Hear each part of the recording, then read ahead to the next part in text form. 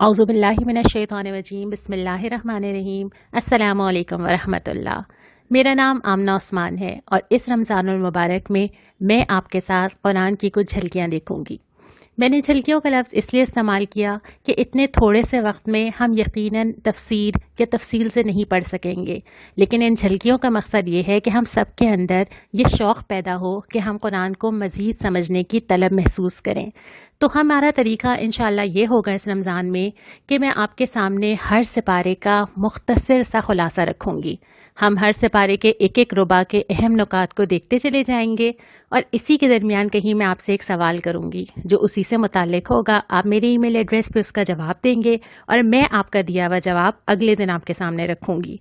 आखिर में हम आज की दुआ पे इख्तिताम करेंगे। अगर इस सिपारे के अंदर कोई ऐसी दुआ आई हो जो अल्लाह ताला ने हमें सिखाई हो तो मैं वो आपके सामने रखूंगी। हम वही दुआ मांगेंगे और आप उसको रोज़ाना याद भी करेंगे। आप जो स्लाइड्स इस पूरे प्रोग्राम के दौरान देखेंगे वो आपको पीडीएफ की शक्ल में मिलेंगी। आप उसको सेव कर सकते हैं। इस तरह एक और फ़ायदा ये होगा कि आपके मोबाइल में खुलासा कुरान और कुरानी दुआएं जमा हो जाएंगी। तो हम आगाज़ करते हैं आज पारा नंबर 1 से।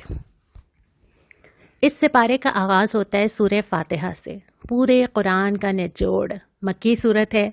अल्लाह ताला ने इसको मुख्तलिफ़ नामों से कुरान में पुकारा है। इसको असासुल कुरान भी कहते हैं, बल्कि पूरे कुरान का निचोड़ कहा जाता है, क्योंकि जितने मज़ामीन कुरान के अंदर हैं वो सूरह फातिहा में आते हैं। ये वो सूरत है जो हम सबसे ज़्यादा पढ़ते हैं। दिन में पढ़ते हैं, सुबह, दोपहर, शाम, हर नमाज में और हर नमाज में हर रकात में। इस सूरत में ऐसी क्या बात है? अल्लाह ताला ने इस सूरत में मुझे और आपको सिखाया है कि अल्लाह से मांगना क्या है। शुरू होती है आदाब दुआ के साथ। अल्लाह से कुछ मांगना है, सबसे पहले अल्लाह की तारीफ़ करो, अल्लाह के और अपने मकाम का तयन करो। अल्हम्दुलिल्लाहि रब्बिल आलमीन अर्रहमानिर रहीम मालिक यौमिद्दीन, सारे इख्तियारात का मालिक। फिर अल्लाह से तौज़ीए दुआ करो, क्या चाहते हो। उसके बाद इस्तिहक़ाक़ दुआ कि अल्लाह के सामने बयान करो कि ए अल्लाह, तेरे सिवा कोई और है नहीं जो मुझे दे सकता है, सिर्फ तुझसे मांगते हैं। और आखिर में असल दुआ सिखाई कि अल्लाह से मांगो कि मुझे सिराते मुस्तकीम दे दीजिए, मुझे सीधा रास्ता चाहिए। और ये ऐसी ज़रूरत है जो कि दिन में कई बार मांगने की ज़रूरत है। आप जानते हैं कि जिस दौर में मैं और आप हैं, फितने सुबह भी नए हैं और शाम में भी नए नए तरह के हालात, नई तरह की मुश्किलात, एक ऐसी सूरत हाल जो हम सब के इख्तियार से बाहर है। और इस सब के दरमियान शक का फितना, इस सब के दरमियान उन सारी चीज़ों का दर आना कि इंसान हैरान रह जाए कि राह हक कौन सी है। इसके दरमियान अल्लाह कहता है कि बार बार मांगो, इहदिनस सिरातल मुस्तकीम, ए अल्लाह सीधा रास्ता दिखा दीजिए। और फिर जो शुरू होती है सूरह बकरा, तो पहली आयत ही है कि सीधा रास्ता चाहिए, ये लो आ गई अल्लाह की किताब। सूरह बकरा जो मदनी सूरत है, सूरह फातिहा का जवाब है। ख़ास तौर पे इसका इब्तदाई हिस्सा, इब्तदा में अल्लाह ताला ने जो पहले रुबा में इंसानों को कैटेगराइज किया है। 3 तरह के इंसान हैं। एक वो हैं जो मुत्तकी हैं, जो आयत नंबर 1 ta 5 में ज़िक्र है। ये वो लोग हैं जो गैब पे ईमान रखते हैं, नमाज कायम करते हैं, अल्लाह की दी हुई हर चीज़ में से अल्लाह का हिस्सा निकालते हैं, आसमानी किताबों पर ईमान रखते हैं, आखिरत पे यकीन रखते हैं। दूसरे वो लोग हैं जो काफिर हैं, इतना इनकार करते हैं, इतना झुटलाते हैं कि अल्लाह मुहर लगा देते हैं। अब अल्लाह को उनकी हाजत नहीं रही। अल्लाह ने एक दफ़ा मौका दिया, 2 दफ़ा दिया और फिर अल्लाह ने उनकी आंखों कानों पे मुहर लगा दी। तीसरे वो लोग हैं जो मुनाफिक हैं, दो रंगी दिखाते हैं, साजिशें करते हैं, सामने कुछ और होते हैं, पीछे कुछ और हैं। दीन चाहिए, दीन पे भी चल जाते हैं, दुनिया सामने आती है, दुनिया के रास्ते पे भी चलते हैं। और फिर 2 मिसालों से इनका जिक्र किया गया कि ये वो लोग हैं जो आसानी आए तो चलने लगते हैं। अल्लाह ताला ने मिसाल दी है कि रोशनी नज़र आई तो चल पड़े, अंधेरा हुआ तो रुक गए। सामने नज़र आया कि कुछ रोशनी है तो चलने लगे, फ़ायदा नज़र आया। जहाँ मुश्किल आई, तारीकी लगी, वहाँ पे फ़ौरन कदम रोक लिए।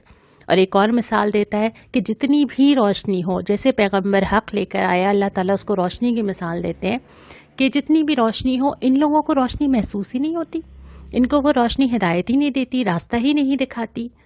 और उसके बाद फिर अल्लाह ताला मुखातिब होकर कुछ सवाल उठाते हैं। कुरान पर शक करते हो, बना लो उसकी तरह की कोई सूरत अगर तुम्हें शक है तो। उसके बाद फरमाते हैं कि अहले ईमान के लिए तो बशारतें हैं। अल्लाह ताला ने उनके लिए कोई खौफ, कोई रंज का मौका नहीं रखा और अल्लाह इसके लिए बार बार कुरान की मिसाल देता है। یہاں پہ بھی ذکر ہے کہ اللہ شرماتا نہیں ہے کہ وہ مچھر جیسی چھوٹی چیز کی بھی مثال دے دے، اور یہ تینوں گروہ اس ایک ہی مثال سے، تینوں گروہ اپنے ظرف اپنے عقیدے کے مطابق ریئیکٹ کرتے ہیں۔ تو اللہ تعالیٰ جو حالات لاتے ہیں، جو آج کل کے حالات میرے اور آپ کے پاس ہیں، ایک ہی مرض ہے، ایک ہی وبا ہے، لیکن ہر انسان اپنے عقیدے کے مطابق ریئیکٹ کرتا ہے۔ کوئی ہے جو اللہ پہ بھروسہ کرتا ہے، کوئی ہے جو اللہ کے وجود سے منکر ہو جاتا ہے، ایک ہی مثال سے۔ تو قرآن کی آیات بھی ہر ایک کے دل میں اس طرح اثر نہیں کرتی، اور اب جب ہم قرآن پڑھنے بیٹھے ہیں تو ہمیں اللہ سے دعا مانگنی چاہیے کہ اللہ اس قرآن کو ہمارے دلوں میں اتار دے۔ اور اس کے بعد پھر حضرت آدم کی تشکیل کا پورا واقعہ ہے کہ اللہ تعالیٰ نے ان کو، حضرت آدم کو بنایا، لیکن عبادت فرشتے بھی کر رہے تھے۔ اللہ تعالیٰ نے ان کو خلیفہ بنایا، اور خلیفہ اس لیے بنایا کہ وہ اللہ کی زمین پہ اللہ کا نظام قائم کریں، اللہ کی زمین میں اللہ کی کبریائی کو قائم کریں۔ اور اس کے بعد پھر ہم دوسرے ربع کی طرف چلتے ہیں۔ دوسرے ربع میں اللہ تعالیٰ نے بنی اسرائیل سے خطاب کیا ہے۔ بظاہر تو نظر آتا ہے کہ اللہ تعالیٰ ایک ایسی قوم سے مخاطب ہیں جو اس زمانے میں ہوا کرتی تھی، لیکن اگر ہم اس کا تفصیل سے جائزہ لیں تو ایک امت کو معزول کیا جا رہا ہے اور دوسری امت کی تقرری کی جا رہی ہے۔ بنی اسرائیل کو اللہ تعالیٰ نے، جس طرح حضرت آدم سے اللہ تعالیٰ نے فرمایا تھا کہ زمین پہ جاؤ اور جو ہدایت ہے اس کی پیروی کرنا، اللہ تعالیٰ نے اس کتاب کو قائم کرنے کا کام بنی اسرائیل کو دیا، اور جب بنی اسرائیل نے اس پہ عمل نہ کیا تو پھر امت محمدی صلی اللہ علیہ وسلم کو وہ کام دے دیا گیا۔ تو اب ایک امت کو جب معزول کیا جا رہا ہے اور اس کی فرد جرم سنائی جا رہی ہے، تو دوسری امت کو بھی یہ کہنا مقصود ہے کہ دیکھو ایسا نہیں کرنا، تم ایسا نہیں کرنا، انہوں نے جو کیا ایسا نہ ہو کہ تمہارے ساتھ بھی وہ ہو، اور پھر ان کا جو انجام ہوا ایسا نہ ہو کہ تمہارا بھی وہ انجام ہو جائے۔ اور ایک طویل تقریر ہمیں نظر آتی ہے جس میں کئی بار، غالباً 10 سے 15 بار ایک لفظ آتا ہے، یاد کرو، یاد کرو تمہارے ساتھ کیا کیا ہوا۔ اللہ نے تمہیں موقع دیا، من و سلوہ دیا، تمہارے لیے بادل کیے، تمہیں ہر چیز کی آسانی دی، تم نے بار بار سرکشی کی، بار بار سرکشی کی۔ اور پھر ایک طویل تقریر ہے جس میں ایک ایک جرم کو گنوایا جاتا ہے کہ اللہ نے تمہیں ایک بار نہیں کئی بار موقع دیا، لیکن تم نے بار بار سرکشی کی۔ تو اس کے بعد پھر جو تیسرا ربع آتا ہے، پھر روئے سخن مڑتا ہے مسلمانوں کی طرف، اے مسلمانوں، یہ جو بنی اسرائیل نے بہت سارے سرکشی کی مثالیں قائم کی ہیں، اس کے بعد اللہ تمہاری طرف مڑ رہا ہے اور وہ کتاب اور وہ کام تمہیں دے رہا ہے۔ اور تمہیں دینے کے بعد اللہ تعالیٰ کیا فرماتا ہے؟ سب سے پہلے تو اپنی توقعات کسی اور سے نہ لگاؤ۔ یہ یہود ہوں، یہ نصارہ ہوں، یہ تم سے راضی نہیں ہوں گے جب تک تم ان کے راستے پہ نہ چلو، اور ان سے کوئی توقعات نہ لگاؤ۔ تمہیں لگتا ہے کہ اب بھی یہ تمہارے ساتھ چلیں گے، اب جو کام تمہیں دیا جا رہا ہے وہ تم نے ہی کرنا ہے۔ دوسری بات جو عقیدہ ٹھیک کیا گیا وہ یہ کہ آرزوؤں اور تمناؤں سے جنتیں نہیں ملا کرتی۔ میں چاہتی ہوں کہ میں جنت میں داخل ہو جاؤں، میں چاہتی ہوں کہ اللہ کے نبی میری سفارش کریں، میں چاہتی ہوں کہ مجھے جنت الفردوس اور اعلیٰ مقام ملے۔ کیسے؟ آرزوؤں سے نہیں ملے گا، یہ اللہ کی طے کی ہوئی بات ہے۔ اور یہاں پہ بھی یہی ہے کہ آرزوؤں سے اللہ تعالیٰ وہ جنتیں نہیں دیا کرتا جب تک کہ عمل نہ ہو۔ تو جو کرنے کے کام ہیں وہ آیت 84 میں بتائے گئے ہیں کہ 5 کام یا 6 کام جو اللہ تعالیٰ نے بنی اسرائیل کو دیے تھے وہ تم بھی کرو، ان کو بھی کرنے تھے، لیکن انہوں نے نہیں کیے۔ اور جو فرد جرم اللہ تعالیٰ نے ان کے اوپر عائد کی کہ تم نے کیا کیا کیا، وہ اس ربع میں ہمیں تفصیل کے ساتھ ملتی ہے، جس میں سے اہم چیزیں یہ ہیں کہ ظلم اور زیادتی کے خلاف آواز اٹھانے کے بجائے جتھے بندی کر لی، نسل پرستی میں پڑے رہے کہ اگر نبی ہماری قوم میں آئے گا تو ہم مانیں گے ورنہ نہیں مانیں گے، اپنے ہی بھائی بندوں کو قتل کیا۔ دنیا کی ایسی حرص کہ بس دنیا حاصل ہو اور مزید ہوتی چلی جائے، اور اس کے ساتھ ساتھ یہ کہ اللہ کی کتاب کے کچھ حصے کو مانا اور کچھ حصے کو نہیں مانا۔ یہ کہہ دیا کہ جو ہمیں آسان لگے گا، جو ہمارے لیے فیزیبل ہوگا، جس کے لیے ہمیں کوئی مشکل نہ اٹھانی پڑے، وہاں تک تو ٹھیک ہے، نماز، روزہ، حج، انفرادی عبادت ٹھیک ہے، لیکن جو مشکل ہوگا وہ ہم نہیں مانیں گے۔ اور اس کے بعد یہ کہ آخرت کو دنیا کے بدلے بیچ دیا، یعنی کہ اللہ تعالیٰ نے کہا تھا کہ آخرت کماؤ، تم نے چھوٹے چھوٹے فائدوں کے لیے آخرت کو اپنے ہاتھ سے جانے دیا اور دنیا کما لی۔ اس کے ساتھ ساتھ پھر جادوگری، شارٹ کٹس، جن چیزوں سے اللہ تعالیٰ نے منع کیا تھا اس میں پڑ گئے۔ پھر اس کے بعد اللہ تعالیٰ کے احکام کو بدل ہی ڈالا، اللہ نے جو کہا تھا اس کو چھپا دیا، لفظ بدل ڈالے، اس کی تشریح کچھ اور طرح کر لی، اپنے مطلب کے لیے الفاظ میں رد و بدل کر لیا، رسول کی مخالفت کی۔ رسول سے محبت تو کی ہے، یعنی رسول کے نام پہ شاید آنکھوں کو بھی چوما ہے، لیکن جس کام کے لیے رسول آیا تھا اس کو پس پش ڈال دیا. جس چیز کے لیے رسول نے اپنی پوری زندگی کھلائی تھی اس کو کہیں اہمیت نہ دی، اور پھر اپنی خواہش نفس کی پیروی میں پڑ گئے. جو میرا دل چاہتا ہے، جو میں کرنا چاہتی ہوں، جو مجھے پسند ہے، جو مجھے چاہیے، جہاں مجھے وقت لگانا ہے، اپنی خواہش نفس کو خدا بنا کر کھڑا کر دیا.